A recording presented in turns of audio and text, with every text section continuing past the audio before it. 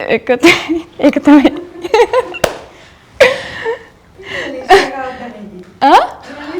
Malaysia නෙමෙයි ගිය අවුරුද්දේ මම ඩුබායි අයියෝ මට මේ වුණා. පැටලුණා. මැලේසියා ගිය අවුරුද්දේ ගියේ. අයියෝ.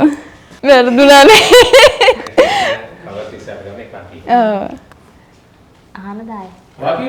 ඒක තමයි කිව්වේ බට් ඒක චුට්ටක් වෙනස් වුණා. හායි මම ලකීෂා ෆෙරේරා. අද මම එකතු වෙලා ඉන්නේ channel C අන්තිම last final segment එකත් එක්ක.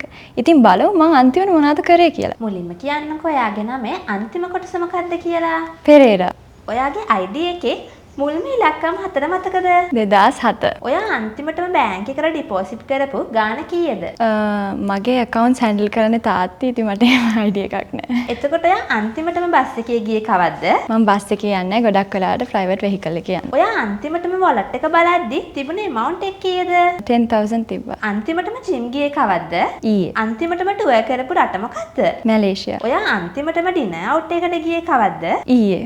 ඔයා අන්තිමටම අඬපු දවස මතකද? මම අන්තිමට ඇඬුවේ මගේ pageant එක win කරපු දවසේ. අන්තිමටම බලද්දි ඔයාගේ බර කීයද? 2යි. අන්තිමටම දැකපු හේනේ මොන වගේ එකක්ද? මතක නැහැ. ඔයා අන්තිමටම ගත්ත ෆෝන් එකේ ගාණ කීයද? මගේ birthday එකට මට gift කරේ තාත්ති ෆෝන් එක. ඉතින් මම ඒව ගාන දන්නේ නැහැ. ඉතින් thank you මටත් මේ segment එකට invite කරාට.